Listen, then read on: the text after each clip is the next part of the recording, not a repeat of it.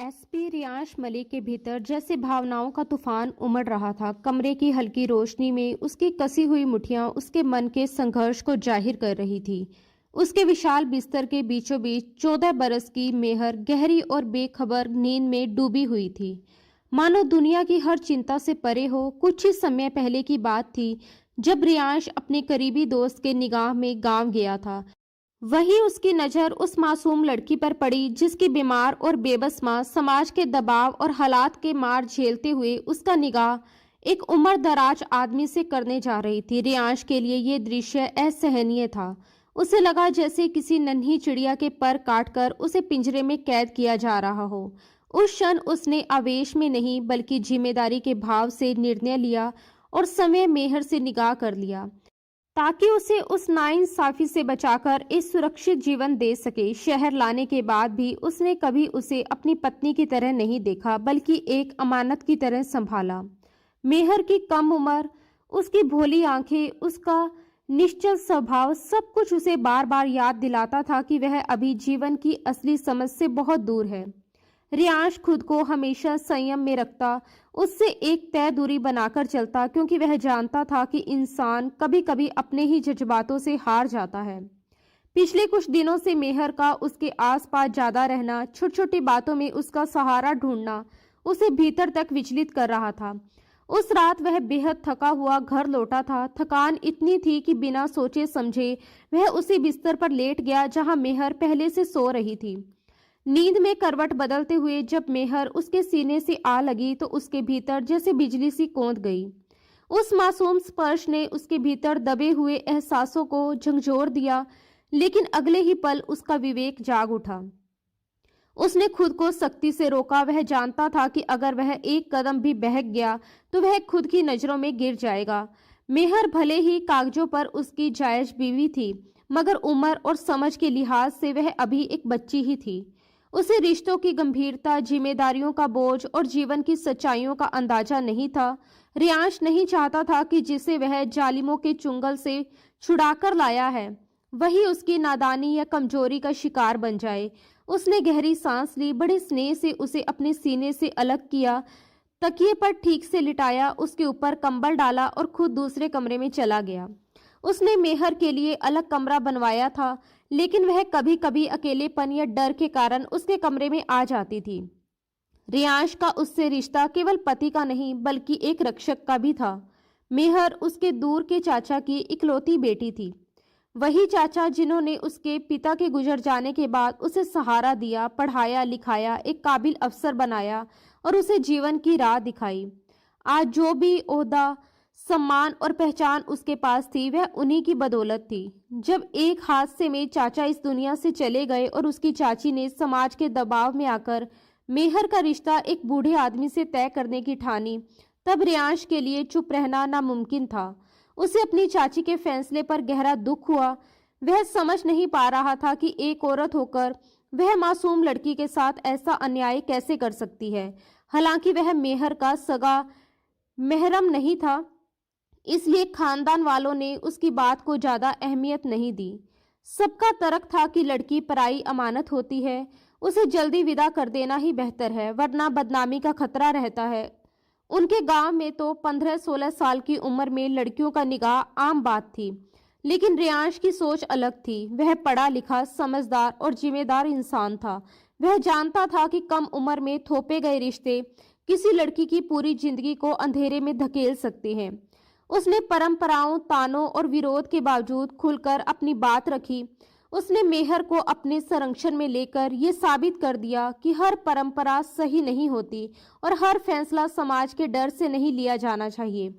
उसके भीतर कर्तव्य, मर्यादा और आत्मसम्मान का संघर्ष चलता रहा, मगर उसने खुद को गिरने नहीं दिया। वह मेहर की हिफाजत करना चाहता था और इसी अड़िग संकल्प के साथ हर विरोध और हर दबाव के सामने डटकर खड़े होकर उसने इस फैसले का जमकर विरोध किया। वह जानता था कि बिना किसी वैध रिश्ते के वह मेहर को उस जबरन निगाह से नहीं बचा सकता था और ना ही हमेशा उसकी हिफाजत कर सकता था। इसलिए हालात के दबाव में सिर्फ उसकी जान और इज्जत की रक्षा के लिए उसने उससे निगाह किया और उसे अपने साथ शहर ले आया।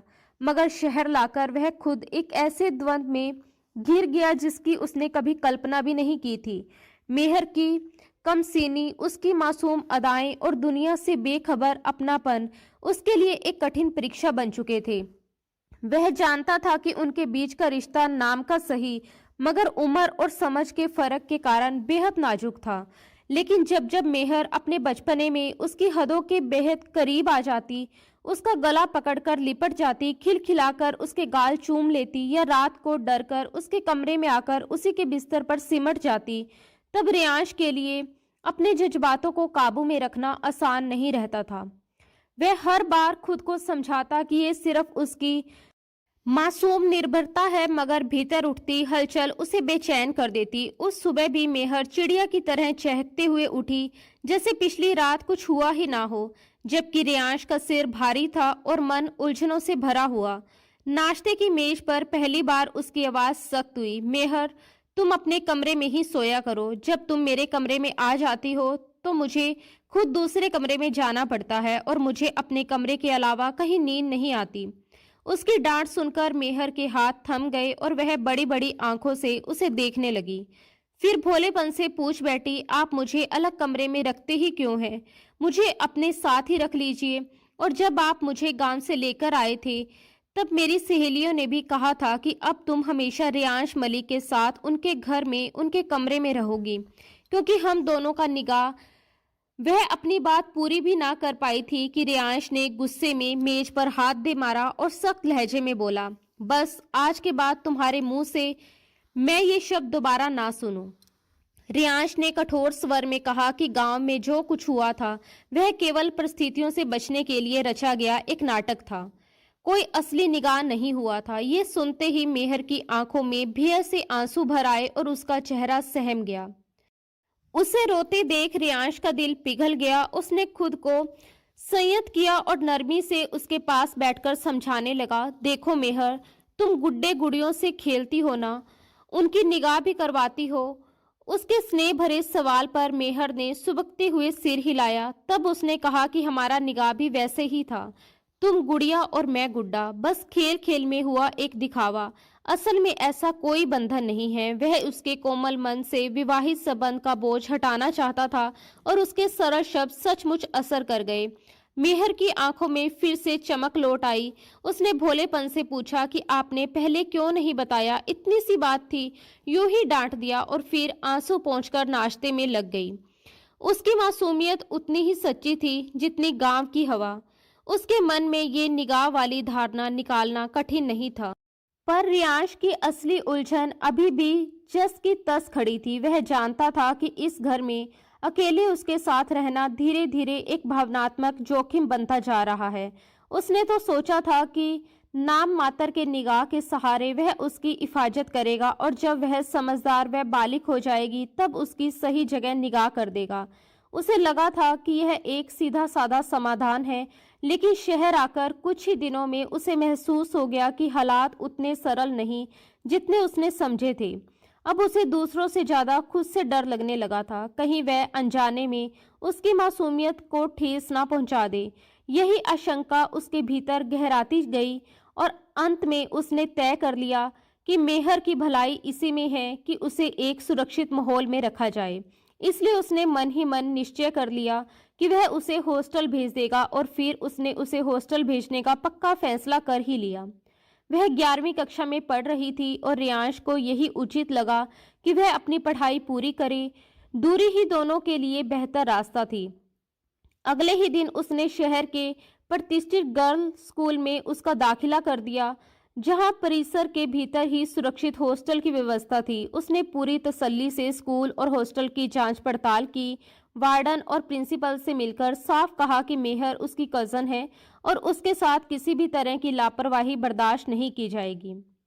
उसने मेहर को एक मोबाइल फ़ोन भी दिया ताकि वह नियमित रूप से अपनी खैर खबर देती रहे और एहतियात के तौर पर एक महिला कांस्टेबल को भी जिम्मा सौंपा कि समय समय पर उसे अपडेट करती रहे। इसी बीच गांव में उसकी मां की मौत भी हो गई। वक्त पर लगाम नहीं होती, 5 साल पंख लगाकर उड़ गए। वह फोन पर उसकी पढ़ाई, सेहत, रोजमर्रा की बातों का हाल लेता रहा। एक दिन रियांश मलिक की भारी भरकम बाइक सड़क को चीरती हुई तेज रफ्तार से दौड़ रही थी कि अचानक एक परछाई उसके सामने आ खड़ी हुई। उसने बिजली सी फुर्ती से ब्रेक दबाया, बाइक झटके से रुकी और पिछला पहिया हवा में उठ गया। एक पल की देरी जानलेवा साबित हो सकती थी। हेलमेट के भीतर उसका चेहरा गुस्से से तमतमा उठा। वह सामने वाले पर बरसने ही वाला था कि नजर जैसे थम गई। उसके ठीक सामने एक लड़की खड़ी थी, दोनों हथेलियां कानों पर जमी हुई, आंखें कसकर बंद, टकराने के भय से हल्का हल्का कांपती हुई। उस क्षण उसका सारा आक्रोश जैसे कहीं खो गया और उसकी निगाहें अनायास उस मासूम, नाजुक और बेहद हसीन चेहरे पर टिक गई। दिल की धड़कन बेकाबू होकर तेज हो उठी। वह अनजानी सी लड़की उसे एक अजीब सी खींच से अपनी ओर बांध रही थी। उसके चेहरे पर घबराहट की लकीरें थीं, मगर उसी में एक अनछुई सादगी और भोली सी चमक भी थी जिसने उसे पलक झपकाना तक भुला दिया। वह बस देखता रह गया। इतना कोमल सौंदर्य और ऐसी निष्कलंक मासूमियत कि वह अनायास ही उस अनजान हसीना पर दिलो जान से फिदा हो उठा। कुछ पल बीते। जब उस लड़की को कोई चोट या टक्कर महसूस नहीं हुई तो उसने धीरे धीरे आंखें खोली। खुद को सही सलामत पाकर उसने राहत की लंबी सांस ली और आसमान की ओर देखते हुए खुदा का शुक्र अदा किया कि वह बच गई। मगर राहत के अगले ही क्षण उसका चेहरा गुस्से से सुलग उठा। उसने सामने खड़े उस बाइकर को घूरा जिसका चेहरा अब भी हेलमेट के पीछे छिपा था। वह तमतमाते कदमों से उसकी ओर बढ़ी और तीखे स्वर में चीख पड़ी, अंधे हो क्या? दिखता नहीं तुम्हें?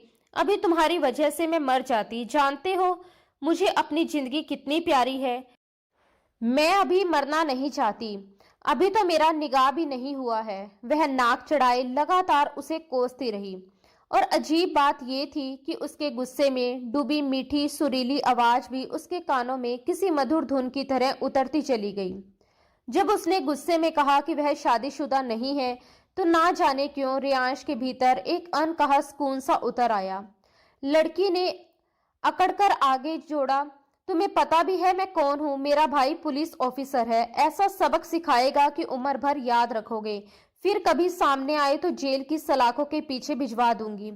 ये कहकर वह तमतमाती हुई सड़क पार कर गई और रियांश मलिक की नजरें उसे तब तक देखती रही जब तक वह दूर जाकर ओझल ना हो गई। बीते 5 वर्षों में उसका प्रमोशन हो चुका था। एसपी से वह अब डीआईजी बन चुका था। इन सालों को उसने पूरी तरह ड्यूटी के नाम पर कर दिया था। आज भी वह भेष बदलकर अपनी हैवी बाइक पर एक मुखबिर की सूचना के आधार पर अपराधियों के बीच जा रहा था। तभी यह टकराव हुआ, पर उस एक मुलाकात ने जैसे उसकी सख्त मिजाजी में दरार डाल दी। 31 साल की उम्र में पहली बार कोई अनजान कमसीन चेहरा यूं पहली नजर में उसके दिल में उतर गया था। सुंदरता उसने पहले भी देखी थी, मगर उस लड़की में कुछ ऐसा था जो सीधे उसकी रूह तक पहुंचा। इन 5 सालों में वह मेहर से मिल भी नहीं पाया था। आखिरी बार तब देखा था जब उसे खुद हॉस्टल छोड़ने गया था। अब वह फाइनल ईयर में थी। उसने उसके लिए शहर का एक अच्छा गर्ल्स कॉलेज चुना था जहां सुरक्षित हॉस्टल भी था। वह महिला कांस्टेबल आज भी नियमित रूप से उसकी खबर देती थी। मेहर से अक्सर उसकी मैसेज पर बात हो जाती। जरूरत पड़ने पर वह बस लिख देती और वह सब इंतजाम कर देता। उसने कभी उसे उस निगाह की सच्चाई नहीं बताई थी। मेहर यही जानती थी कि वह उसका कजन है और वह भी चाहता था कि बात वहीं तक रहे। उसका इरादा साफ था, पढ़ाई पूरी होते ही वह उसे इस बेनाम रिश्ते से आजाद कर देगा और उसकी पसंद या किसी अच्छे घर में उसका रिश्ता तय कर देगा, क्योंकि उस निगाह का मकसद सिर्फ उसकी हिफाजत था। उससे आगे उस रिश्ते की उसके लिए कोई अहमियत नहीं थी। आज उस अनजान लड़की से मिलकर तो उसने मन ही मन शुक्र अदा किया कि मेहर इस बंधन से अनजान है। अगर उसने इसे दिल से अपना लिया होता तो हालात उलझ सकते थे। तभी मोबाइल पर मेहर का मैसेज उभरा। उसने चैट खोली। मैं किसी को पसंद करती हूँ और उससे निगाह करना चाहती हूँ। स्क्रीन पर चमकते शब्दों ने उसके माथे पर हल्की रेखाएं खींच दी, पर अगले ही पल वह सामान्य हो गया। ये तो अच्छी बात थी। दिल में जो क्षीण सी चिंता थी वह भी जाती रही। उसने सोचा मेहर का निगाह उसकी पसंद से करवा दूंगा और फिर उस अनजान लड़की को ढूंढकर उससे निगाह करूंगा। सब कुछ उसके नियंत्रण में था। जैसे वह चाहता था वैसे ही घट रहा था। उसने जवाब टाइप किया, ठीक है, मैं गाड़ी भेजूंगा। उस लड़के को मेरे पास लेकर आओ। मैं उससे मिलना चाहता हूँ और तुमसे भी मुलाकात हो जाएगी। कितने साल हो गए तुमसे मिले। संदेश भेजकर वह एक अजीब से सुकून के साथ मोबाइल जेब में रख आगे बढ़ गया। पूरे 5 बरस बाद मेहर उस मेहरबान शख्स से मिलने जा रही थी जिसने उसे मुश्किल हालात से निकालकर शहर में नई जिंदगी दी थी। उसे आज भी याद था कि किस तरह वह उसे अन्याय से बचाकर लाया। उसकी पढ़ाई से लेकर रहने सहने तक का हर खर्च उठाया। हर महीने ठीक ठाक पॉकेट मनी भेजी। स्कूल कॉलेज की फीस, किताबें, कपड़े, सब कुछ चुपचाप संभालता रहा। इन सालों में वह उससे मिल नहीं पाई। जब भी वह मिलने की गुजारिश करती या उस महिला कांस्टेबल के जरिए बात आगे बढ़ाती, जवाब मिलता, वह बेहद व्यस्त है। कभी शहर से बाहर, कभी किसी अहम मिशन में। मेहर को खलता तो था, पर वह नहीं जानती थी कि यह दूरी जानबूझकर रखी गई है। वह उनके बीच के अनकहे रिश्ते को और गहरा नहीं होने देना चाहता था। बस वक्त के गुजरने का इंतजार कर रहा था कि वह बड़ी हो जाए और वह अपनी जिम्मेदारी से हल्का हो सके। धीरे धीरे मेहर ने भी जिद छोड़ दी और अपने लक्ष्य, पढ़ाई और करियर में लग गई। वह मिलनसार थी, पर बहुत दोस्तों की भीड़ नहीं बनाई। एक ही करीबी सहेली थी जिससे वह दिल की बातें करती। सच तो ये था कि उसे किसी और सहारे की जरूरत भी कभी नहीं लगती थी, क्योंकि रियांश ने अपने हिस्से के सारे फर्ज निभाए थे। छोटी सी परेशानी पर उसका एक संदेश जाता और मदद पहुंच जाती। वह साथ नहीं था, पर साएं की तरह साथ था। इसी भरोसे ने उसे हिम्मत दी कि वह अपनी पसंद के बारे में बताए। जवाब में मिली हामी से उसका दिल खुशी से भर उठा। हालांकि भीतर कहीं हल्की सी उलझन भी थी। क्या सुफियान सचमुच उसके लिए सही है? सुफियान से उसकी मुलाकात एक बुक शॉप पर हुई थी। एक ही किताब उठाते हुए बातचीत शुरू हुई, फिर नंबर बदले, दोस्ती बढ़ी और अपनापन पनपा। एक दिन पहले ही सुफियान ने उसे प्रपोज किया था और मेहर ने साफ कहा था कि वह अपने कजन से बात करेगी। उसकी जिंदगी में सबसे अहम रिश्ता वही है, वही निगाह का फैसला करेंगे। सुफियान चुप हो गया था। ये कोई तूफानी इश्क नहीं था, पर सच्ची दोस्ती, समझदारी और सहज अपनापन था। उसे लगा कि जब एक दिन निगाह करना ही है तो ऐसे दोस्त से क्यों नहीं जिसे वह समझती है। फिर भी वह खुद अंतिम निर्णय नहीं ले सकती थी। उसका संरक्षक रियांश मलिक था। उधर रियांश भी मेहर की बात सुनकर बाहर से शांत रहा, मगर भीतर कहीं और हलचल थी। जिस दिन से उसने उस अनजान लड़की को देखा था, उसके दिल का चैन छिन गया था। इसलिए उसने तुरंत सुफियान से मिलने को कहा। वह चाहता था कि मेहर के भविष्य का फैसला जल्द करे, ताकि फिर उस चेहरे की तलाश में निकल सके जिसने उसकी सख्त दुनिया में पहली बार बेकरारी बो दी थी। सर, मिस मेहर और उनके दोस्त आ गए हैं। नौकर की बात पर उसने बस हल्का सा सिर हिलाया और उन्हें अंदर भेजने का इशारा कर दिया। 5 साल बाद वह मेहर से मिलने वाला था। दिल की धड़कनों में एक अनजानी घबराहट घुल गई थी। वह खुद को समझा रहा था कि जो भी हो, वह उसकी बीवी है, एक जायज रिश्ते में बंधी हुई, और आज वही उसके लिए लड़का पसंद करके उसकी निगाह की बात करने आया है। ये सोचकर सीने में अजीब सी कसक उठी। उसने गहरी सांस ली और दरवाजे की ओर देखने लगा। अस्सलाम वालेकुम। अंदर आते लड़के को गौर से देखते हुए वह खड़ा हुआ, सलाम का जवाब दिया और हाथ मिलाया। वालेकुम अस्सलाम रियांश भाई, कैसे हैं आप? वह अभी लड़के का जायजा ले ही रहा था कि पीछे से आई जानी पहचानी मधुर आवाज ने उसे चौंका दिया। उसकी नजर जैसे ही सामने खड़ी लड़की पर पड़ी, उसे लगा मानो छत उसके ऊपर आ गिरी हो। आंखें फटी रह गई। वह वही थी, वही लड़की जिसने सड़क पर एक झटके में उसका चैन छीन लिया था। और अब सच सामने था, वह कोई और नहीं, मेहर थी, उसकी अपनी बीवी। और उससे भी बड़ा सदमा ये कि वह उसी के सामने एक लड़के को खड़ा किए कह रही थी कि वह उससे निगाह करना चाहती है। उसका दिमाग सुन पड़ गया। वह इस बात पर खुश भी नहीं हो पा रहा था कि जिससे उसे पहली नजर में मोहब्बत हुई वह उसी की पत्नी है, क्योंकि सामने खड़ी लड़की ये जानती ही नहीं थी कि वह उसका शौहर है। रियांश भाई, ये सुफियान है। उसके होठों से निकला भाई शब्द आज जहर सा लगा।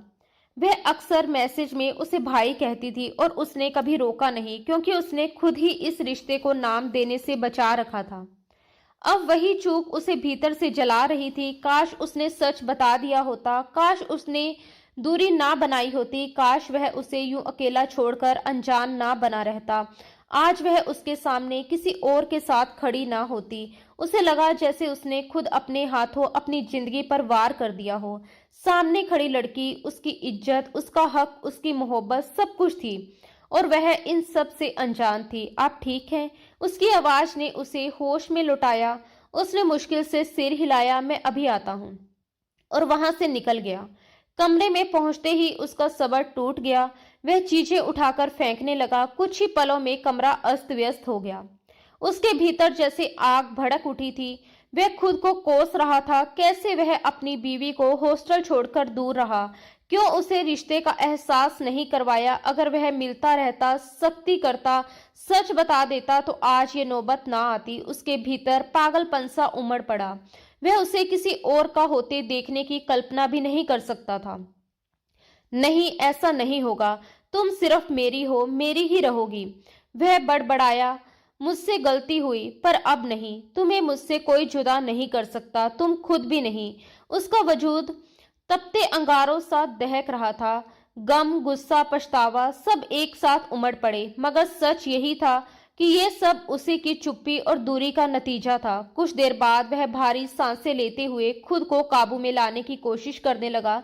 तभी एक ख्याल बिजली की तरह कौंधा। मेहर, वह बाहर उस लड़के के साथ अकेली है। ये सोचते ही उसके कनपट्टियां तन गई।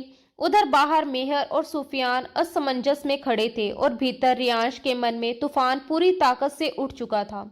सुफियान ने बेचैनी से मेहर की तरफ देखते हुए पूछा कि आखिर उसके भाई को क्या परेशानी है, क्योंकि रियांश मलिक का बदला हुआ रवैया साफ दिखाई दे रहा था।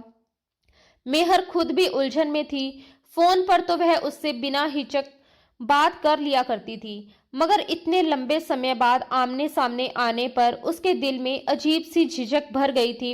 उनके बीच ऐसा कोई अपनापन या खुलापन नहीं था कि वह सीधे जाकर उससे सवाल कर सके। इसलिए उसने बस इतना कहा कि शायद कोई जरूरी काम होगा। वह अक्सर बहुत व्यस्त रहते हैं। और सुफियान को बैठने का इशारा कर खुद भी बैठ गई। तभी रियांश मलिक लौट आया और ठंडे लेकिन हुक्म चलाने वाले अंदाज में बोला कि उसे जरूरी काम से बाहर जाना है। सुफियान उसके साथ चले। रास्ते में बात होगी और मेहर यहीं रुके, उसका इंतजार करे। बाद में किसी को साथ लेकर हॉस्टल से अपना सामान ले आए। अब वह यहीं रहेगी। कॉलेज वह खुद छोड़ दिया करेगा। फिलहाल सामने वाले कमरे में आराम करें, बाद में उसके लिए अलग कमरा तय करवा दिया जाएगा। मेहर हैरानी से उसे देखती रह गई। अचानक उसके व्यवहार में आए इस बदलाव की वजह वह समझ नहीं पा रही थी। इतने बरसों बाद आखिर वह उसे अपने पास क्यों रखना चाहता था, पर उसे सफाई देने का मौका ही नहीं मिला और वह सुफियान को इशारा करके बाहर निकल गया। सुफियान एक पल को मेहर को देखकर उसके पीछे चल पड़ा, जबकि मेहर गहरी सांस लेकर बताए गए कमरे की ओर बढ़ गई। गाड़ी में बैठते ही रियांश मलिक की भारी और संजीदा आवाज गूंजी। उसने सुफियान से उसका नाम पूछा और फिर बिना घुमाए सीधी बात पर आ गया। उसने बताया कि जब मेहर बहुत छोटी थी तब वह उसे अपने साथ ले आया था। उसकी मासूमियत को देखते हुए उसने खुद को उससे दूर रखा और यह सच उससे छुपाए रखा कि 5 साल पहले ही उसका निकाह हो चुका है। उस समय वह इतनी नादान थी कि रिश्तों का मतलब भी नहीं समझती थी, इसलिए वह उस पर किसी जिम्मेदारी या बोझ का एहसास नहीं डालना चाहता था। लेकिन अब हालात उसके काबू से बाहर जा रहे हैं, इसलिए वह साफ कर देना चाहता है कि मेहर उसकी बीवी है। चूंकि मेहर और सुफियान दोनों ही इस हकीकत से बेखबर थे, इसलिए अब तक वह चुप रहा। मगर आगे अगर सुफियान ने मेहर से संपर्क करने या उसके आसपास देखने की जरा भी कोशिश की तो अंजाम बहुत बुरा होगा, इतना बुरा कि वह उसका आखिरी दिन साबित हो सकता है। उसकी आवाज में छिपी सख्ती और खुली धमकी से सुफियान सन रह गया। अविश्वास से उसे देखता रहा और डर के मारे थोड़ा पीछे हट गया। कुछ समय के बाद दिल में उठते तूफान को दबाते हुए रियांश ने आखिर वह सवाल पूछ ही लिया जो कब से उसे बेचैन कर रहा था। वो तुम्हें कहाँ मिली थी? सुफियान ने जैसे तैसे खुद को संभालते हुए पूरी कहानी बयां कर दी कि उनकी मुलाकात एक साधारण सी बुक शॉप पर हुई थी, जहां इत्तेफाक से एक ही किताब बची थी और दोनों को उसी की जरूरत थी। उसने मेहर की आंखों में उस किताब को पाने की सच्ची चाहत देखी तो बिना किसी बहस के वह किताब उसे लेने दी। उसी छोटे से वाक्य ने बातचीत की शुरुआत कर दी। वहीं खड़े खड़े दोनों ने एक दूसरे के नंबर साझा किए, ये सोचकर कि जब भी उसे जरूरत होगी वह उससे किताब लेकर पढ़ लेगा। धीरे धीरे ये औपचारिक जान पहचान एक सीमित सी दोस्ती में बदल गई, जो बस फोन कॉल और कभी कभार के संदेशों तक ही सीमित रही। आज वह सब कुछ बताते हुए टूटा हुआ लग रहा था, जैसे उसकी आवाज में अब कोई दावा, कोई उम्मीद बाकी ना हो। दूसरी तरफ रियांश मलिक के भीतर उबाल मारता गुस्सा साफ झलक रहा था। उसकी उंगलियां कसकर मुट्ठियों में बदल चुकी थी और जबड़े भींचे हुए थे, मानो वह अपने भीतर उठते तूफान को किसी तरह रोकने की कोशिश कर रहा हो। कुछ ही क्षणों की खामोशी के बाद उसने बेहद सख्त लहजे में कहा, चूंकि सुफियान इस सच्चाई से अनजान था, इसलिए इस बार उसे माफ किया जा रहा है, लेकिन ये आखिरी बार है। आज के बाद अगर वह मेहर के आसपास भी दिखाई दिया या उससे किसी भी तरह का संपर्क करने की कोशिश की तो नतीजा बेहद खतरनाक होगा। उसने साफ शब्दों में कह दिया कि मेहर सिर्फ उसकी है और अब सुफियान उसे अपने ख्यालों से भी निकाल दे। इतना कहते ही उसने ड्राइवर को गाड़ी रोकने का इशारा किया। गाड़ी रुकते ही सुफियान बिना कुछ और बोले नीचे उतर गया। उसके कदमों में भारीपन था और दिल में असंख्य सवाल। गाड़ी आगे बढ़ी तो रियांश मलिक ने बेचैनी में अपनी शर्ट के बटन ढीले किए और गहरी सांसें लेने लगा। सच तो ये था कि वह घर से किसी जरूरी काम के लिए नहीं निकला था। उसका एकमात्र उद्देश्य सुफियान को मेहर से दूर करना था। उसके सीने में जलती आग उसे भीतर से बेचैन कर रही थी। उसे लग रहा था कि अगर उसने खुद को काबू में ना रखा तो वह सब कुछ तहस नहस कर देगा। घर लौटते ही उसे पता चला कि मेहर अपने कमरे में जा चुकी है। उसने तुरंत फैसला लेते हुए घर के सभी पुरुष कर्मचारियों को बाहर करवा दिया और केवल महिला स्टाफ को अंदर काम करने की अनुमति दी, क्योंकि अब उसकी पत्नी उसी घर में रहने वाली थी और वह किसी भी तरह की ढिलाई नहीं बरतना चाहता था। उसने अपने खास नौकर को आदेश दिया कि उसके कमरे को खास तौर पर तैयार किया जाए। हालांकि उसने मेहर से कहा था कि उसके लिए अलग कमरा तैयार करवाया जाएगा, लेकिन उसके मन में अब एक अलग ही निर्णय पनप चुका था। वह तय कर चुका था कि अब और गलती नहीं करेगा। वह मेहर को उनके रिश्ते की पूरी सच्चाई बताएगा।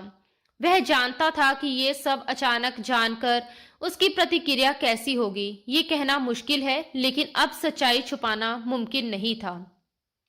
वह इस रिश्ते को उसका हक देना चाहता था। फिलहाल मेहर गेस्ट रूम में थी, पर उसका इरादा था कि सच सामने लाकर उसे अपने ही कमरे में रखे, क्योंकि वह उसकी बीवी थी और अब वह उसे एक पल के लिए भी खुद से दूर नहीं करना चाहता था।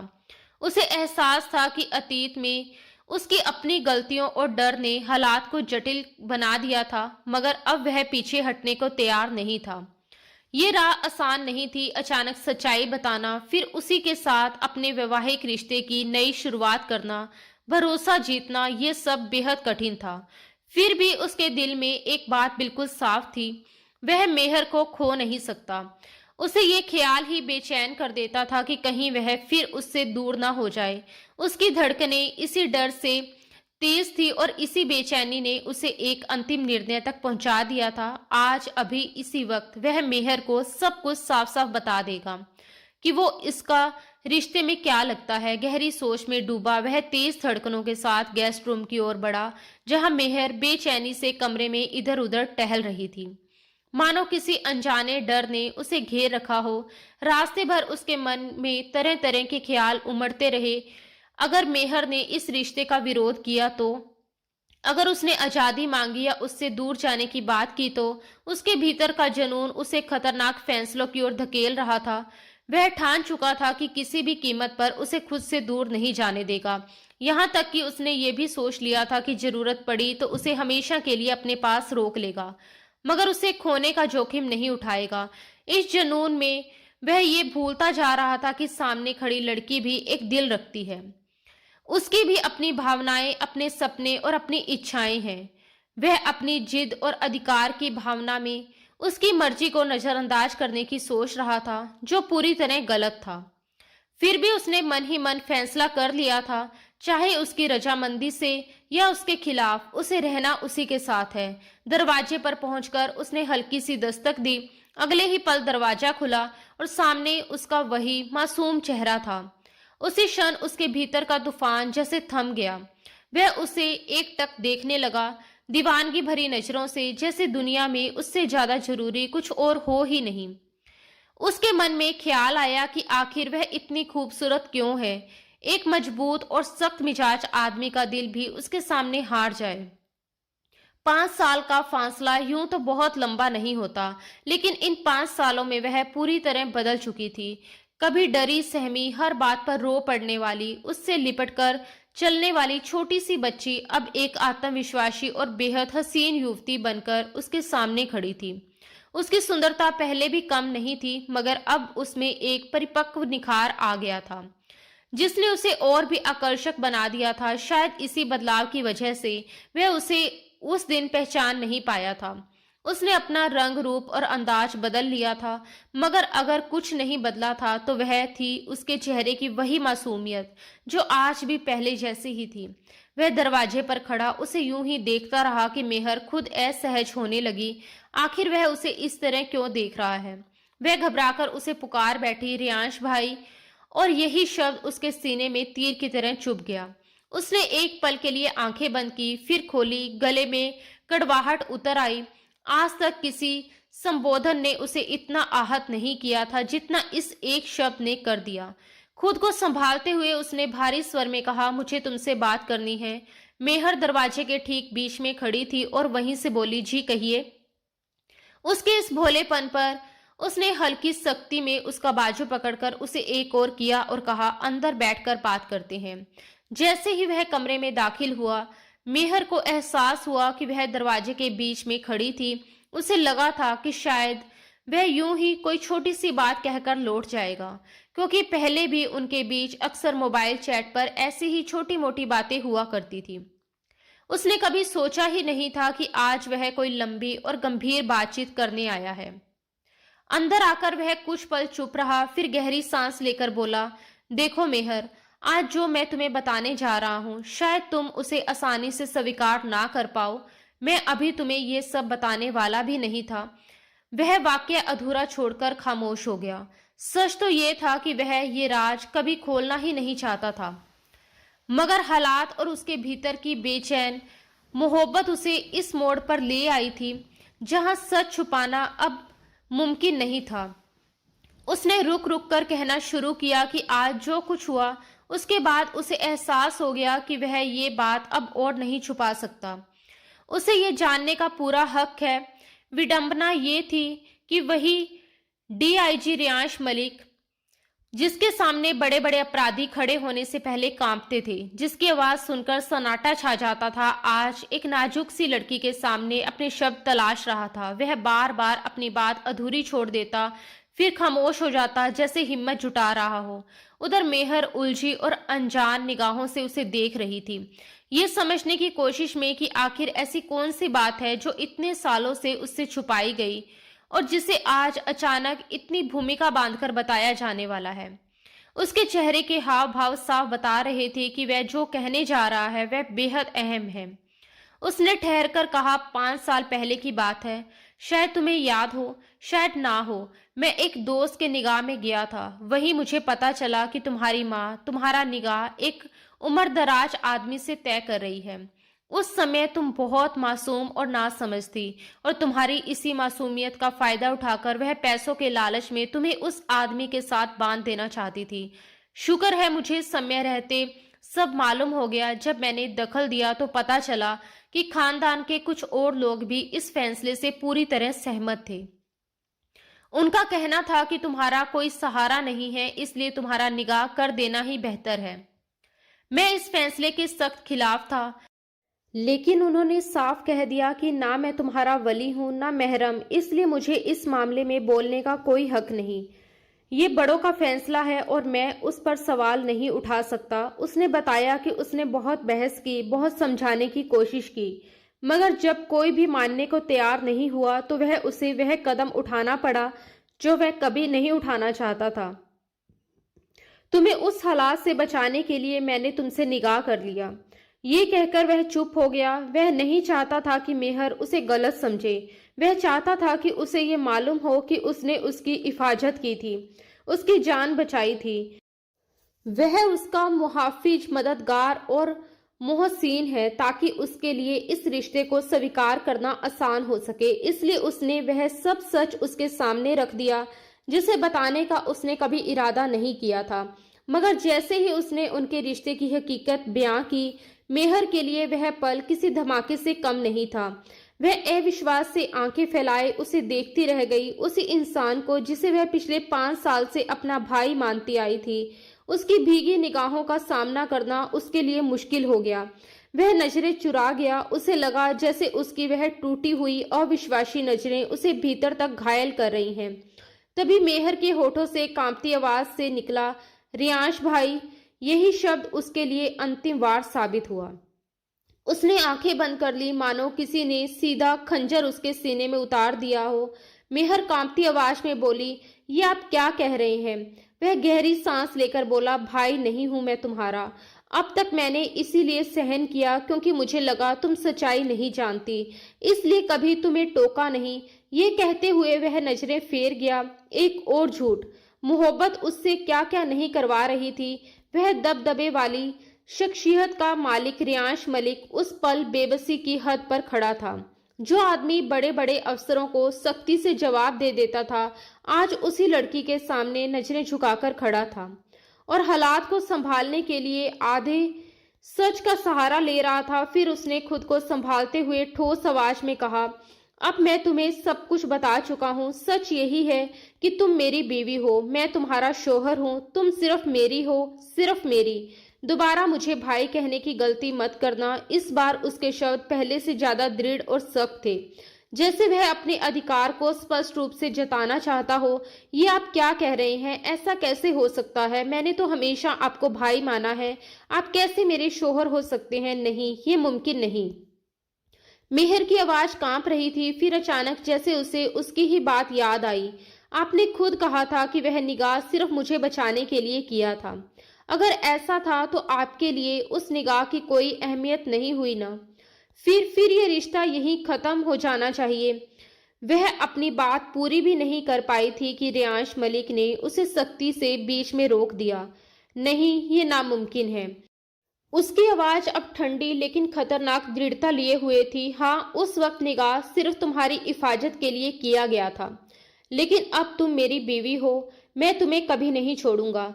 ये ख्याल भी अपने दिल से निकाल दो कि तुम्हें इस रिश्ते से आजादी मिल सकती है। तुम मेरी हो और आखिरी सांस तक मेरी ही रहोगी।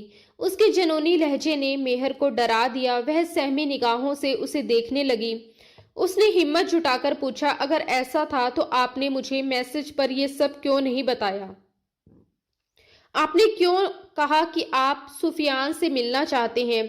हमें यहाँ क्यों बुलाया? उसकी आवाज में घबराहट और उलझन साफ झलक रही थी। रियांश मलिक ने बेचैनी से अपना माथा सहलाया। उसे समझ नहीं आ रहा था कि वह अब क्या जवाब दे। फिर खुद को संभालते हुए वह बोला, मैंने तुम्हारी बात सुनकर ही तुम्हें यहाँ बुलाया। इतने साल मैंने तुम्हें खुद से दूर रखा और जैसे ही तुम्हारी बात सुनी तुम्हें अपने पास बुला लिया, क्योंकि मुझे लगा हालात हाथ से निकल रहे हैं। उस लड़के को इसीलिए बुलाया ताकि मैं उसे खुद सब सच बता सकूं, और बता चुका हूं। अब वह कभी तुम्हारे रास्ते में नहीं आएगा, इसलिए तुम भी उसे भूल जाओ। तुम्हारे सारे रास्ते मुझ तक आते हैं और मुझ पर ही खत्म होते हैं। वह कुछ पल रुका, फिर थोड़ा नरम पड़ते हुए बोला, जब तुम मेरे पास आई थी तब बहुत छोटी थी। मैं नहीं चाहता था कि अपने जज्बात में बहकर तुम्हें कोई तकलीफ दूं या तुम्हारी मासूमियत छीन लूं, इसलिए तुम्हें हॉस्टल भेज दिया, खुद से दूर रखा। लेकिन अगर मुझे अंदाजा होता कि तुम्हें दूर करना मुझे ये दिन दिखाएगा तो शायद कभी ऐसा फैसला नहीं करता। तुम इस रिश्ते से अनजान थी, इसलिए मैं चुप रहा। वरना ये बात मेरी बर्दाश्त से बाहर है कि मेरी बीवी किसी और को पसंद करे। मेहर ने तुरंत सिर हिलाया। सुफियान सिर्फ मेरा दोस्त है, पसंद करने की बात भी उसकी तरफ से थी, मेरी तरफ से नहीं। मुझे उसके प्रस्ताव में कोई बुराई नहीं लगी, इसलिए मैंने आपसे बात की। लेकिन मैं ये सब भी स्वीकार नहीं कर पा रही। ऐसा मत कीजिए, मैंने हमेशा आपको अपना भाई समझा है, आप मेरे शोहर कैसे हो सकते हैं? वह पूरी साफ गोई से अपनी बात कहकर अब लाचार निगाहों से उसे देख रही थी, जैसे उसे खुद समझ नहीं आ रहा हो कि उसकी जिंदगी अचानक किस मोड़ पर आ खड़ी हुई। यह हो चुका है और अब इसे बदला नहीं जा सकता। रियांश की आवाज में एक अजीब सा ठहराव भरी दृढ़ता थी, जैसे वह खुद को भी यकीन दिला रहा हो। हमारी तकदीर में यही लिखा था। मेरे खुदा ने तुम्हें मेरे लिए चुना। तुम मेरी हो मेहर, सिर्फ मेरी। मैं तुमसे बेइंतहा मोहब्बत करता हूँ। तुम्हें अंदाजा भी नहीं कि मैंने कितने साल तुम्हारे बड़े होने का इंतजार किया, हर साल, हर महीने, हर दिन। ये कहते हुए उसने उसके दोनों बाजू थाम लिए। उसकी पकड़ में दीवानगी भी थी, अधिकार भी, और एक अजीब सा डर भी, उसे खो देने का डर। तुम चाहो भी तो अब खुद को मुझसे अलग नहीं कर सकती, उसने लगभग फुसफुसाते हुए कहा। मेहर की आंखें आंसुओं से भर गईं। उसका दिल इतनी तेजी से धड़क रहा था कि उसे खुद अपनी सांसें सुनाई दे रही थी। उसका इजहार मोहब्बत उसे सुकून देने की बजाय और ज्यादा घबरा गया था। वह जिस इंसान को हमेशा एक सुरक्षित रिश्ते की दायरे में देखती आई थी, उसी के होठों से ऐसे शब्द सुनना उसके लिए किसी सदमे से कम नहीं था। मुझे मुझे यहाँ नहीं रहना, वह मुश्किल से बोल पाई। मुझे वापस हॉस्टल जाना है, प्लीज। उसकी आवाज टूट रही थी, हर शब्द के साथ एक सिसकी जुड़ी हुई थी। उसकी ये बात सुनकर रियांश मलिक ने दर्द से आंखें बंद कर ली। एक पल को जैसे उसके भीतर कुछ चटका हो, मगर अगले ही पल उसकी आंखों में फिर वही अड़िग फैसला लौट आया। सच तो ये था कि अब अगर मेहर इस निगाह को दिल से स्वीकार भी कर लेती, तब भी वह उसे दोबारा खुद से दूर नहीं भेजता। और अब जब वह साफ तौर पर इस रिश्ते से बचकर भागना चाह रही थी, तो ये उसके लिए बिल्कुल असंभव था। तुम कहीं नहीं जाओगी, उसने ठोस और निर्णायक स्वर में कहा। अब मैं किसी भी हालत में तुम्हें खुद से दूर नहीं करूंगा। एक बार गलती कर चुका हूं, तुम्हें दूर भेजकर उस गलती की सजा मैं इन सालों में भुगत चुका हूं, लेकिन अब नहीं। अब तुम यहीं रहोगी मेरे पास। कॉलेज जाना होगा तो मैं खुद छोड़ूंगा, खुद लेकर आऊंगा। तुम्हें किसी चीज की कमी नहीं होने दूंगा। वह कुछ पल रुका, फिर उसके शब्द और गंभीर हो गए। लेकिन उससे पहले हमारा वलीमा होगा 2 दिन बाद।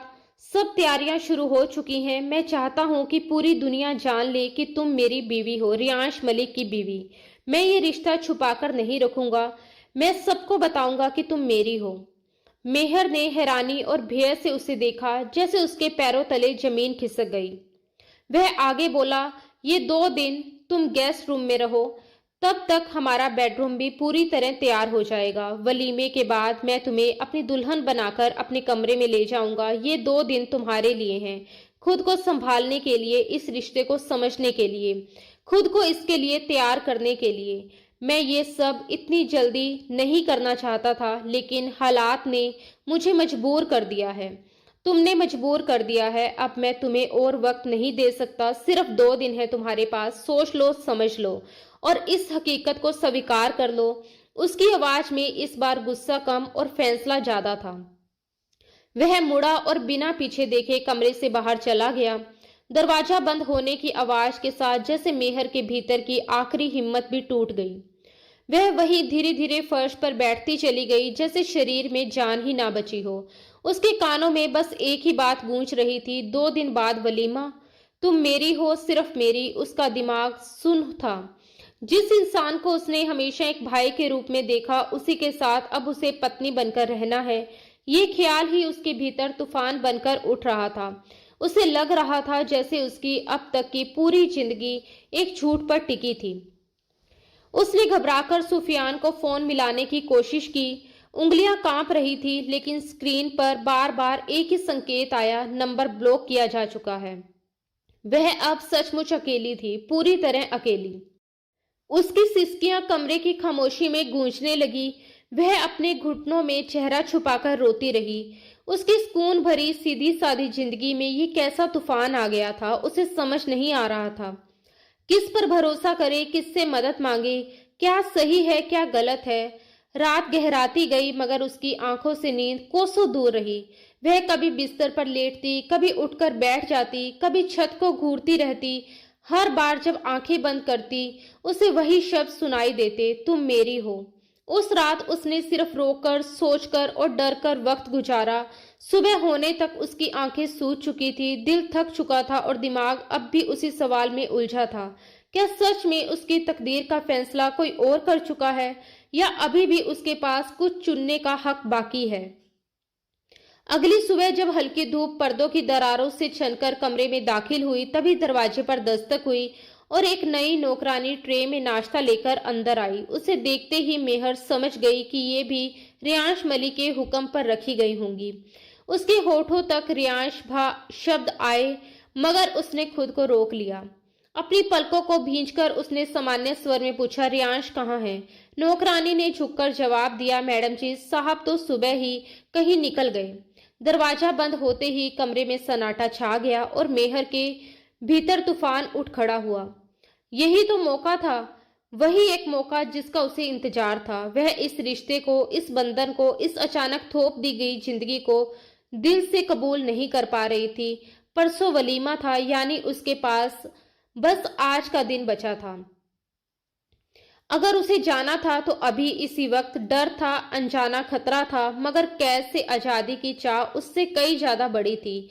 नाश्ता जैसे तैसे खत्म कर वह उठी। दरवाजा खोला तो गलियारा सुनसान था। नई मेड रसोई में बर्तनों की खनखनाहट में उलझी थी। मेहर ने गहरी सांस ली और दबे पांव आगे बढ़ी। हर कदम के साथ उसका दिल जोर से धड़क रहा था, मानो दीवारें भी उसकी धड़कन सुन लेगी। उसने मुख्य दरवाजे तक पहुंचकर बाहर झांका। चारों तरफ अजीब सी खामोशी थी। दूर गार्ड्स अपने कैबिन में बैठे नाश्ता कर रहे थे। उसने लंबा रास्ता तेजी से पार किया। पसीने से हथेलियां भीग गई और अगले ही पल वह गेट से बाहर थी। आज किस्मत उसके साथ थी, कम से कम उसे ऐसा ही लगा। लेकिन उसे क्या मालूम था कि रियांश मलिक के दुश्मनों की निगाहें कई दिनों से उस घर पर जमी थी। जैसे ही उन्होंने एक लड़की को अकेले बाहर निकलते देखा, वे चौकन्ने हो गए। बॉस, लड़की निकली है। सूचना तुरंत पहुंचाई गई। जवाब आया, पीछा करो, मौका मिले तो पकड़ लो। 3-4 नकाबपोश साए की तरह उसके पीछे लग गए। मेहर तेजी से आगे बढ़ रही थी कि अचानक उसे आहट महसूस हुई, जैसे कोई कदम उसके कदमों की लैब पकड़ चुके हों। उसने पलटकर देखा, काले मास्क पहने आदमी उसकी तरफ बढ़ रहे थे। उसके पैरों तले जमीन खिसक गई। अगले ही पल वह जान बचाने के लिए भागी। हवा उसके कानों से टकरा रही थी, सांसें टूट रही थी, मगर वह रुकी नहीं। पीछे से तेज कदमों की आवाजें करीब आती जा रही थी। अब उसे अपनी गलती समझ आ रही थी। वह अपने ही घर से, अपने ही मुहाफिज से दूर भागकर किस अनजान खाई में गिर पड़ी थी। रियांश मलिक की आवाज उसके कानों में गूंजने लगी, मैं तुम्हारा मुहाफिज हूँ। बचपन में भी तुम्हें बचाया था, तुम्हारी हिफाजत के लिए खुद को दूर रखा। उसकी आंखों में आंसुओं की धुंध छा गई, मगर कदम रुकने का नाम नहीं ले रहे थे। तभी पीछे से बंदूक निकलने की आवाज आई। मेहर ने मुड़कर देखा, उनके हाथों में गन चमक रही थी। उसका दिल सीने से बाहर आने को हुआ। वह और तेजी से भागी। उनमें से एक ने उसके पांव को निशाना बनाया। ट्रिगर दबा थाई, गोली की गूंज में सन्नाटा चीर दिया। मेहर चीख उठी, वहीं थम गई, मगर उसे दर्द महसूस नहीं हुआ। धीरे धीरे उसने आंखें खोली। उसके सामने रियांश मलिक खड़ा था। उसके चेहरे पर दर्द की लकीरें साफ थी। गोली उसकी टांग में लगी थी। वह लड़खड़ाकर नीचे बैठ गया, लेकिन उसकी निगाहें अब भी मेहर पर टिकी थी, जैसे तसल्ली कर रहा हो कि वह सुरक्षित है। अगले ही पल पुलिस फोर्स ने चारों तरफ से नकाबपोशों को घेर लिया और उन्हें हथकड़ी लगा दी। मेहर स्तंभ थी। वह तो सुबह घर से जा चुका था, फिर यहाँ कैसे? दरअसल घर से जरूरी फाइल लेने आए एक कांस्टेबल ने, जो पहले भी उसकी सुरक्षा के लिए उसके साथ जाया करता था, उसे अकेले निकलते देख लिया था। उसने तुरंत रियांश मलिक को फोन किया, सर, मेहर मैडम मेन रोड की तरफ जा रही है। ये सुनते ही रियांश मलिक का खून सूख गया। उसने बाकी सब काम छोड़े और गाड़ी मोड़ दी। कुछ ही दूरी पर उसने मेहर को भागते और पीछे नकाबपोशों को देखा। वह बिना सोचे समझे गाड़ी से कूदा और ठीक उसी पल उसके सामने आ खड़ा हुआ। जब गोली चलने वाली थी। अगर वह एक लम्हा भी देर कर देता तो निशाना मेहर होती, लेकिन आज फिर उसने खुद को ढाल बनाकर उसे बचा लिया था, जैसे हमेशा से करता आया था। मेहर अभी भी अंदर तक कांप रही थी। उसके चेहरे का रंग उड़ चुका था और उनमें डर, पछतावा और बेचैनी एक साथ साफ दिखाई दे रहे थे। वह घबराई हुई नजरों से लगातार रियांश मलिक को देख रही थी, जैसे यकीन ही ना हो रहा हो कि जो कुछ अभी हुआ वह सच था। दर्द की तीखी लहर शायद अब असर दिखाने लगी थी, क्योंकि रियांश मलिक ज्यादा देर तक खुद को संभाल नहीं सका। उसके पैर से लगातार खून बह रहा था और धीरे धीरे उसकी ताकत जवाब देने लगी। वह वहीं नीचे बैठता चला गया। जैसे ही वह नीचे बैठा, मेहर की नजर उसके खून से लथपथ पैर पर जाकर टिक गई। लाल रंग जमीन पर फैल रहा था। वह दृश्य इतना खतरनाक था कि उसके होठों से एक तीखी चीख निकल गई। उसने घबराकर दोनों हाथ अपने मुंह पर रख लिए, जैसे इस हकीकत को देखना ही नहीं चाहती हो। उसकी सांसें बेकाबू हो चुकी थी। ये क्या हो गया? उसके दिमाग में सिर्फ यही सवाल घूम रहा था, क्या सच में उसने उसे बचाने के लिए खुद अपने ऊपर गोली ले ली थी? क्या वह उसके सामने ढाल बनकर खड़ा हो गया था? ये सोचते ही उसके आंसू बेकाबू होकर बहने लगे। उसके सीने में जैसे भारी पत्थर रख दिया गया हो। उसे समझ ही नहीं आ रहा था कि वह खुद को कोसे या उसके सामने गिरकर माफी मांगे। दूसरी तरफ रियांश मलिक ने दर्द से भरी नजर उठाकर उसे देखा। उसके भीतर गुस्सा भी था। वह उससे भागी थी। उसने अपनी जान खतरे में डाली थी। वह तो गुस्से से भरा हुआ ऑफिस से निकला था जब उसे पता चला कि मेहर घर से निकल गई है, लेकिन जैसे ही उसने उस सड़क पर भागते देखा, डर से कांपते हुए, और उसके पीछे नकाबपोशों को, उसका सारा गुस्सा हवा हो गया था। उस पल उसके लिए सिर्फ एक चीज मायने रखती थी, मेहर की हिफाजत। कुछ ही देर में वे अस्पताल पहुंच चुके थे। इमरजेंसी वार्ड की तेज रोशनी, डॉक्टरों की भागदौड़ और मशीनों की आवाज के बीच उसकी टांग से गोली निकाल ली गई। अब वह सफेद चादर वाले बेड पर लेटा हुआ था। दर्द कम करने की दवा दी जा चुकी थी, मगर चेहरे की थकान और तनाव साफ झलक रहा था। मेहर उसके सामने रखी कुर्सी पर बैठी थी। उसका सिर झुका हुआ था। वह लगातार रोए जा रही थी। उसके आंसू थमने का नाम नहीं ले रहे थे। कमरे में सन्नाटा था, जिसे सिर्फ उसकी सिसकियां तोड़ रही थी। रियांश मलिक ने बेचैनी से अपना माथा मल लिया। मेहर, अब बस करो, उसने थकी हुई आवाज में कहा। क्यों मुझे और तकलीफ दे रही हो? ऐसे मत रो। लेकिन उसके इतना कहते ही मेहर की रुलाई और तेज हो गई। वह कुर्सी से उठकर उसके करीब आ गई। मुझे माफ कर दीजिए, ये सब मेरी वजह से हुआ। वह टूटी हुई आवाज में बोल रही थी। मुझे वहां से नहीं भागना चाहिए था। अगर आपको कुछ हो जाता तो मैं कैसे जीती? मेरी वजह से आपको गोली लगी। अगर आपको कुछ हो जाता तो मैं खुद को कभी माफ नहीं कर पाती। उसकी बात सुनकर रियांश मलिक ने उसे गौर से देखा। उसकी आंखों में जो दर्द था वह बनावटी नहीं था, लेकिन फिर भी उसके दिल में चुभन थी। अगर मुझे कुछ हो जाता, वह हल्की कड़वाहट के साथ बोला, तो तुम तो आजाद हो जाती ना। तुम्हारी मुझसे जान छूट जाती। यही तो चाहती थी तुम। ऐसा मत कहिए। मेहर ने तड़प कर उसकी ओर देखा। उसकी आंखों में चोट साफ झलक रही थी। आपको ऐसा क्यों लगता है? आपको लगता है कि अगर आपको कुछ हो जाता तो मैं चैन से जी पाती? मैंने हमेशा आपको अपना रक्षक माना है, बचपन से। आप ही तो थे जो हर मुश्किल में मेरे सामने खड़े रहे। आप ही मेरा सहारा है, मेरा भरोसा है, मेरी दुनिया। उसके शब्दों में सच्चाई थी। रियांश मलिक कुछ पल तक बिना कुछ कहे उसे देखता रहा। उसके भीतर का तूफान जैसे धीरे धीरे शांत होने लगा। और इसीलिए मुझसे भाग रही थी? उसने गंभीर आवाज में पूछा। उसकी नजरें गहरी थी, जैसे सीधे उसके दिल में उतर जाना चाहती हो। अगर मैं तुम्हारा रक्षक हूं, तुम्हारा सहारा हूं, तो मुझसे दूर जाने की कोशिश क्यों कर रही थी? मुझसे डर क्यों लग रहा था तुम्हें? उसकी आंखों में भरे आंसुओं ने सचमुच उसे भीतर तक पिघला दिया था, मगर वह उसके भाग जाने की बात को इतनी आसानी से भूल भी नहीं पा रहा था। उसके दिल में चोट थी, और वह चोट सिर्फ गोली की नहीं थी। मेहर ने कांपती आवाज में कहा, गलती हो गई मुझसे। मैं ये सब अचानक कबूल नहीं कर पा रही थी। मैंने सारी जिंदगी आपको भाई की तरह देखा, उसे रिश्ते से समझा। अचानक से सब बदल गया, रिश्ता बदल गया और फिर इतनी जल्दबाजी। मैं घबरा गई थी, मुझे कुछ समझ नहीं आ रहा था। उस वक्त मुझे भागना ही सही लगा, लेकिन मैं गलत थी। मुझे माफ कर दीजिए। वह रोते हुए उसे मासूमियत से देख रही थी। उसकी आंखों में डर नहीं, सच्चा पछतावा था। रियांश मलिक ने गहरी सांस ली। कुछ पल तक वह छत को देखता रहा, जैसे खुद को संभाल रहा हो। फिर धीमे स्वर में बोला, शायद तुम सही कह रही हो, गलती मेरी भी थी। मुझे तुम पर अचानक इतना बड़ा बोझ नहीं डालना चाहिए था, मुझे इतनी जल्दबाजी नहीं करनी चाहिए थी। उस दिन जब मैंने तुम्हें सुफियान के साथ देखा, मैं डर गया था। मुझे लगा कहीं मैं तुम्हें खो ना दूं। उस ख्याल ने मुझे बेचैन कर दिया। मेरा दिल तुम्हें किसी और के साथ सोच भी नहीं पा रहा था, इसलिए मैं तुम्हें जल्द से जल्द अपने नाम करना चाहता था। लेकिन मैंने ये नहीं सोचा कि कहीं मैं तुम्हें डरा तो नहीं रहा। तुम्हें वक्त तो देना चाहिए था। वह हल्का सा मुस्कुराया, जैसे कोई पुरानी याद उसे छू गई हो। सच कहूं तो मैं भी तुम्हें हमेशा एक बच्ची की तरह ही सोचता आया था, लेकिन उस दिन जब तुम पहली बार मेरे सामने आई थी, मेरी बाइक के सामने, तुम्हें देखते ही जैसे मेरा दिल धड़कना भूल गया था। एक ही नजर में तुम मेरा चैन ले गई थी। उस वक्त मुझे नहीं पता था कि तुम मेरी बीवी हो। हमारा निकाह पहले ही हो चुका है। मेरा इरादा तो वाकई तुम्हारा निकाह कहीं और करने का था। आगे के शब्द उसके गले में अटक गए।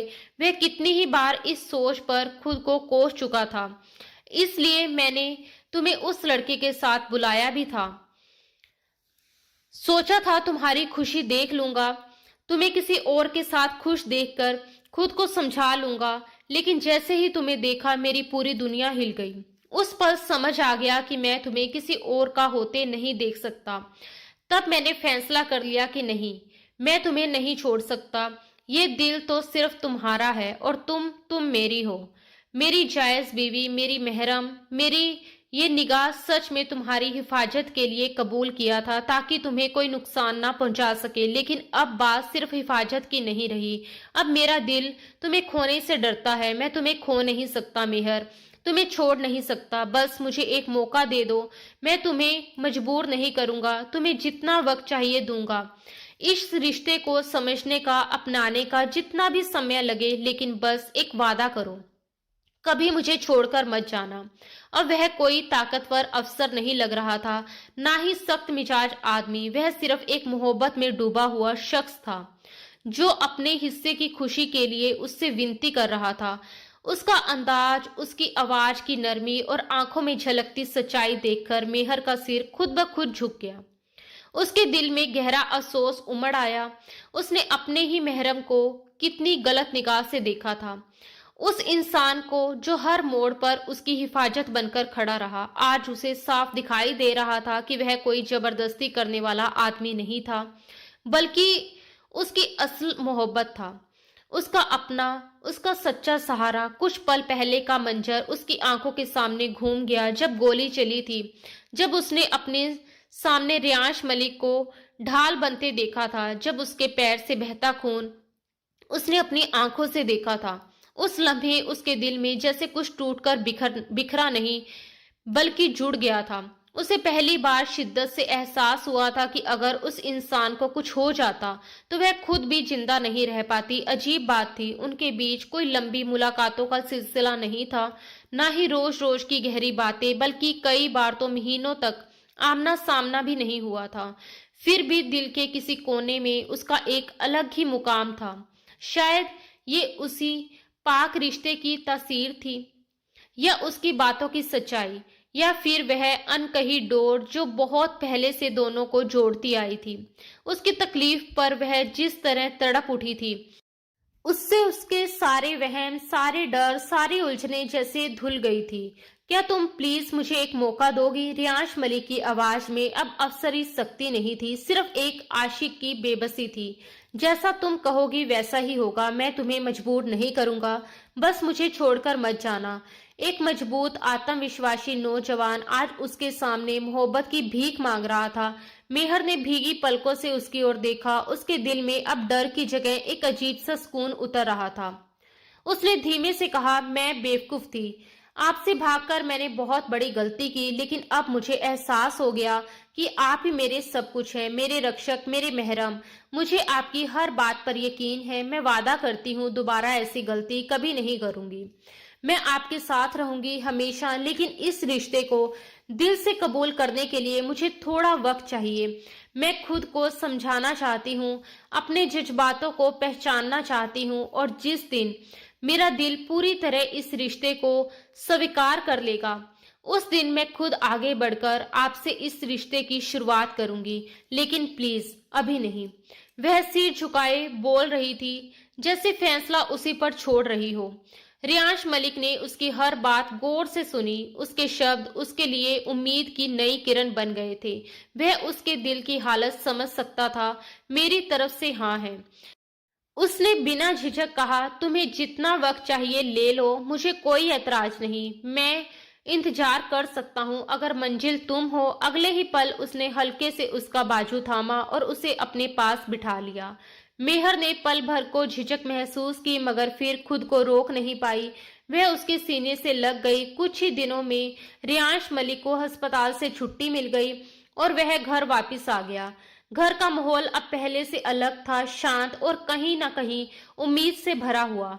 मेहर ने अपने फैसले के मुताबिक अलग कमरे में रहना जारी रखा और रियांश ने उसके इस निर्णय का पूरा सम्मान के साथ साथ दिया। उसने कभी उस पर दबाव नहीं डाला, बल्कि उसके इस फैसले में ही मेहर के दिल में उसके लिए इज्जत और गहरी हो गई। इन दिनों मेहर ने जिस तरह उसकी देखभाल की, वह किसी फर्ज से ज्यादा एक सच्चे लगाव की झलक थी। वह उसे सहारा देकर उठाती, दवा का ख्याल रखती, वक्त पर खाना खिलाती, कभी उसके तकिए ठीक करती तो कभी उसके पास बैठकर हल्की फुल्की बातें करती ताकि उसका मन बहल सके। कई बार शाम को वह उसे सहारे से लॉन तक ले जाती। ठंडी हवा में कुछ देर बैठते, पेड़ों की सरसराहट सुनते और जिंदगी की छोटी बड़ी बातें करते। मेहर कभी अपने बचपन की यादें सुनाती, कभी अपने डर तो कभी अपने उलझे हुए जज्बात। धीरे धीरे उनके बीच की दूरी कम होने लगी, बातों में असहजता आने लगी। निगाहें मिलती तो अब झिझक के साथ एक हल्की मुस्कान भी शामिल होती। पूरे 3 महीने गुजर गए। इन 3 महीनों में रियांश ने अपनी तरफ से इस रिश्ते को आगे बढ़ाने की कोई कोशिश नहीं की। उसके लिए काफी था कि मेहर ने उसे एक मौका दिया है। वह बस उसके व्यवहार को महसूस करता, उसकी खामोशियों को पढ़ता। जब भी वह उसकी नजरों से शर्मा कर चेहरा फेर लेती या उसके थोड़ा सा करीब आने पर उसके माथे पर पसीने की महीन बूंदें चमकने लगती, तो रियांश का दिल तसल्ली से भर जाता। उसे यकीन था कि मेहर का दिल धीरे धीरे उसी की ओर बढ़ रहा है। वह बस उस दिन का इंतजार कर रहा था जब वह खुद उसके पास आएगी, और वह दिन भी आ गया। एक रात मेहर के कमरे का एसी अचानक खराब हो गया। गर्मी बढ़ रही थी। रियांश ने सहज स्वर में कहा, आज तुम मेरे कमरे में सो जाओ, मैं सोफे पर सो जाऊंगा। मेहर ने मासूमियत से कहा, इतना बड़ा बेड है, हम एक ही बेड शेयर कर सकते हैं।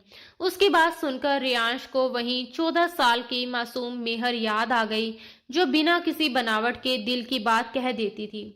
वह हल्के से मुस्कुराया और बेड के एक किनारे पर लेट गया। रात गहरी होती गई, खामोशी कमरे में फैल गई। ना जाने कब करवट बदलते बदलते वह मेहर के बेहद करीब आ गया। अचानक उसे एहसास हुआ कि उसका हाथ मेहर के पेट पर था और उसका पैर उसके पैरों से उलझा हुआ। वह झटके से जाग गया और तुरंत पीछे हट गया। खुद को संयम करते हुए उसने दूसरी तरफ करवट ले ली, लेकिन अगले ही पल उसकी सांस थम गई। उसे अपनी पीठ के पीछे मेहर की नरम मौजूदगी का एहसास हुआ। वह धीरे धीरे उसके करीब सरक आई थी। उसकी सांसों की हल्की गर्माहट उसकी पीठ को छू रही थी। उस स्पर्श में अब झिझक कम और अपनापन ज्यादा था। फिर बहुत हल्की आवाज में उसके कानों के पास मेहर की सरगोशी गूंजी, मुझे अब इस रिश्ते को स्वीकार करने में कोई डर नहीं है। तुम्हारे करीब आकर अब सुकून मिलता है। तुमसे दूर जाने का मन नहीं करता। प्लीज मुझसे दूर मत जाओ। उसके शब्दों में मासूमियत भी थी और एक नई जागी हुई मोहब्बत भी। रियांश ने धीरे से पलटकर उसे देखा। उसकी आंखों में अब डर की जगह यकीन था। अगले ही पल उसने उसे अपनी बाहों में समेट लिया, जैसे कोई अनमोल चीज थामता है। उसके माथे पर एक गहरा ठहरा हुआ चुंबन रखा। दोनों के दिल जैसे लंबे इंतजार के बाद एक ही लय में धड़कने लगे। वह कोई जल्दबाज बेकाबू पल नहीं था, बल्कि भरोसे और स्वीकार का पल था। 3 महीनों की दूरी, झिझक और समझ ने उस एक लम्हे को गहराई दे दी थी। कमरे में खामोशी थी, मगर उस खामोशी में सुकून घुला हुआ था। उस रात उन्होंने कोई वादा जोर से नहीं किया, लेकिन दिल ही दिल में एक दूसरे को पूरी तरह स्वीकार कर लिया। अब उनके बीच कोई दूरी नहीं थी, क्योंकि इस बार रिश्ता मजबूरी से नहीं बल्कि मोहब्बत और रजामंदी से जुड़ा था, और उनकी खुशियों भरी जिंदगी का एक नया सवेरा सचमुच उनका इंतजार कर रहा था। तो दोस्तों, आज की हमारी ये खूबसूरत और एहसासों से भरी कहानी आपको कैसी लगी, हमें कमेंट बॉक्स में जरूर बताइए। आपके विचार और आपकी राय हमारे लिए बहुत मायने रखते हैं। अगर इस कहानी ने आपको दिल को छुआ हो, आपको इसमें मोहब्बत, भरोसा और अपनापन महसूस हुआ हो, तो प्लीज इस वीडियो को लाइक जरूर करें। ऐसे ही दिल को छू लेने वाली और रोमांटिक कहानियां सुनने के लिए हमारे चैनल को सब्सक्राइब करना बिल्कुल ना भूलें। साथ ही नोटिफिकेशन बेल भी दबा दें, ताकि हमारी हर नई कहानी सबसे पहले आप तक पहुंचे। मिलते हैं दोस्तों बहुत ही जल्द एक और नई खूबसूरत और रोमांटिक सी कहानी के साथ। तब तक अपना ख्याल रखिए और मुस्कुराते रहिए। धन्यवाद दोस्तों। राधे राधे।